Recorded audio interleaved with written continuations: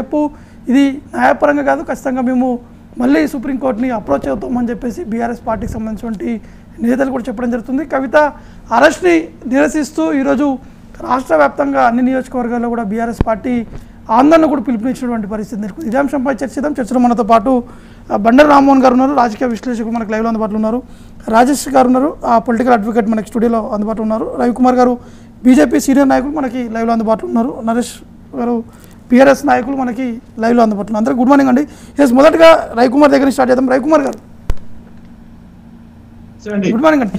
Yes, ఒకటి BRS పార్టీకి సంబంధించిన నేతలు ఒకటే ఆరోపిస్తున్నారు, కావాలని చెప్పి ఇది అరెస్ట్ చేశారు, కావాలని చెప్పి బీఆర్ఎస్ పార్టీని ఇబ్బంది పెట్టే విధంగా బీజేపీ ప్రభుత్వం వ్యవహరిస్తుందని చెప్పేసి వారు చెప్తున్నారు. అంటే చట్టాలు అంటే ఉన్నటువంటి ఈడీ కావచ్చు, ఐటీ కావచ్చు, సిబిఐ కావచ్చు, ఈ యంత్రాంగాలన్నీ కూడా మీ చేతిలో పెట్టుకొని ఈ విధంగా ఇబ్బందులు పెడుతున్నారు. గతంలో కూడా వివిధ రాష్ట్రాల్లో కూడా ఇదే తరహాలో ఉపయోగించుకొని బీజేపీ ముందుకు వెళ్తున్నటువంటి పరిస్థితి నెలకొంది. అందుకే తెలంగాణ కూడా ఇదే పరిస్థితి వచ్చిందని చెప్తున్నారు. ముందుగా నవీన్ గారు, మీకు ప్రేక్షకులకి అదేవిధంగా ప్యానలిస్టులకి అందరికీ నమస్తే. నేను ఒకటే విషయం చెప్తానండి. ఇప్పుడు చట్టం ద్వారా ఏర్పడినటువంటి ఈ సంస్థలు, అది ఈడీ కావచ్చు, సిబిఐ కావచ్చు, ఐటీ కావచ్చు, ఇంకేదైనా కావచ్చు, ఆ సంస్థలు వాటి పని అవి చేసుకుంటూ పోతున్నాయి. అంతేగాని దాంట్లో ఏదో రాజకీయాలకి, ఎలక్షన్స్ కి, వీటికి ముడిపెట్టి చూడడం అనేది కరెక్ట్ కాదు. ఎవరైతే సింపతి కొట్టాలని చూస్తారో, ఎలక్షన్స్ లో సింపతి కొట్టాలని చూస్తారో, మహిళ అని చెప్పేసి ముందు పెట్టి దాని ద్వారా సింపతి కొట్టాలని చూస్తారో, ఎవరైతే వాళ్ళు తప్పు చేసి ఆ తప్పును కప్పిపుచ్చుకోవాలని ప్రయత్నం చేస్తారో, ఎవరైతే తప్పు చేసినప్పటికీ కూడా లేదు అని చెప్పేసి బుకాయిస్తారో వాళ్ళు మాట్లాడే మాటలు. కావాలని ఏ పార్టీ ఎందుకు చేస్తుందండి? ఇప్పుడు బీజేపీ పార్టీ అంటే బీజేపీ పార్టీ చెప్తే ఈడీ వాళ్ళు వింటారా? బీజేపీ పార్టీ చెప్తే సిబిఐ వాళ్ళు వింటారా? అంటే ఆనాడు అంటే ఇంతకుముందు ఎన్నికల కంటే ముందు, అసెంబ్లీ ఎన్నికల కంటే ముందు, ఈడీ కంటే ముందు మీ పార్టీ నేతలే చెప్పారు కదా, మీ పార్టీ నేతలే ప్రెస్ మీట్లు పెట్టి అరెస్ట్ కాబోతున్నారు, అది ఉంది ఇది ఉంది అని చెప్పి అడావిడి చేశారు కదా. అవును, ఇప్పుడు సాక్ష్యాధారాలు దొరికినాయి. మా ఎంపీలే సాక్ష్యాధారాలు బయట పెట్టారు.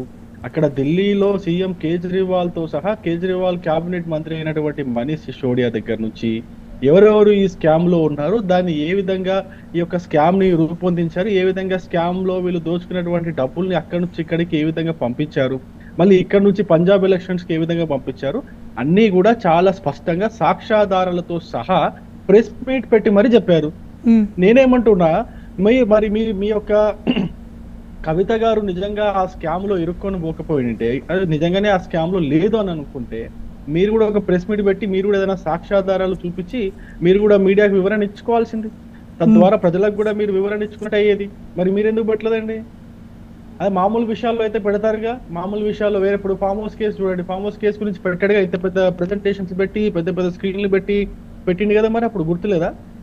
దాని తర్వాత అంతేందుకు మొన్న కూడా ఇప్పుడు మేడిగడ్డ పైన కూడా ప్రెజెంటేషన్ పెట్టిండిగా, అంత దూరం పోయి పెట్టిండా లేదా? మరి ఇదే కేసు పైన అట్లాంటి ప్రెజెంటేషన్ కూడా పెట్టాల్సింది. ఇప్పుడు మా పార్టీ ఎంపీలు సాక్ష్యాధారాలతో సహా చూపించిన తర్వాతనే కదా కేసు కోర్టు పోయింది. దాని తర్వాత 2-3 అరెస్ట్ అయ్యారు, జైల్లో ఉన్నారు. ఇప్పుడు దీంట్లో వీళ్ళు సాక్ష్యాధారాలు చెప్పిన వాళ్ళందరూ అంటే వాళ్ళు ఊరికేనే అరెస్ట్ చేస్తారండి? సాక్ష్యాధారాలు లేకుండా, ఎటువంటి క్లియర్ ఎవిడెన్స్ లేకుండా, మెటీరియల్ కంక్రీట్ ఎవిడెన్స్ లేకుండా ఎవరైనా వచ్చేసి ఇంటికి వచ్చి అరెస్ట్ చేస్తారా? అట్లా ఉంటుందా ఎక్కడన్నా? అంతేందుకు కవిత గారి పిఏనో డ్రైవరో అభిషేక్ అనుకుంటా, అనే వాంగ్మూలం ఇచ్చి ఒప్పుకున్నాడు. ఇక డ్రైవర్ దగ్గర నుంచి చాలా మంది మాగుంట రమేష్ కావచ్చు, అభిషేక్ కావచ్చు, ఇంకొకటి కావచ్చు, ఆ జైల్లో ఉన్నవాడు కావచ్చు, నేనైతే ఈ కార్ నంబర్ లో క్యాష్ పెట్టి టిఆర్ఎస్ ఆఫీస్ లో కార్ ను వదిలేసి పోయినా, అక్కడ నుంచి కలెక్ట్ చేసుకున్నారు వాళ్ళని చెప్పేసి క్లియర్ గా వాంగ్మూలం ఇచ్చిన వాళ్ళు ఉన్నారు. అంతేందుకని ఢిల్లీ ఉప ముఖ్యమంత్రి సిసోడియాని అరెస్ట్ అయింది. దీంట్లో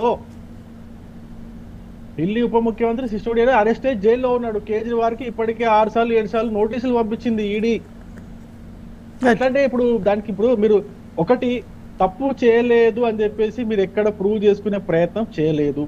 మీరు బహిరంగంగా ప్రజల మధ్యలో వచ్చేసి మీడియా సమావేశం పెట్టో, లేకపోతే ప్రజల మధ్యలో వచ్చేసో పవర్ పాయింట్ ప్రెజెంటేషన్ ఇచ్చి మీరు ఎక్కడ కూడా మేము దీంట్లో లేను అని ఎక్కడ కూడా సాఫీగా చెప్పుకునే ప్రయత్నం చేయలేదు. మొట్టమొదటిది.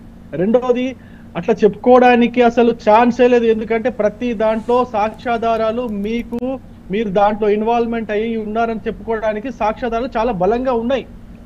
అసలు అక్కడ ఛాన్సే లేదు. ఇంకో విషయం చెప్తున్నా, ఎప్పుడైతే మీరు 10 ఫోన్లు 12 ఫోన్లు ఇక్కడ పలగొట్టానని చెప్పేసి మీరు ఇట్లా చూపించారో, ఈ పబ్లిక్ లో ఏదో ఏదో పెద్ద ఘనకార్యం చేసినట్టు చూపించారు ఇట్లా ఫోన్లని కవర్లలో, అప్పుడే మీరు దొరికిపోయారు కదా.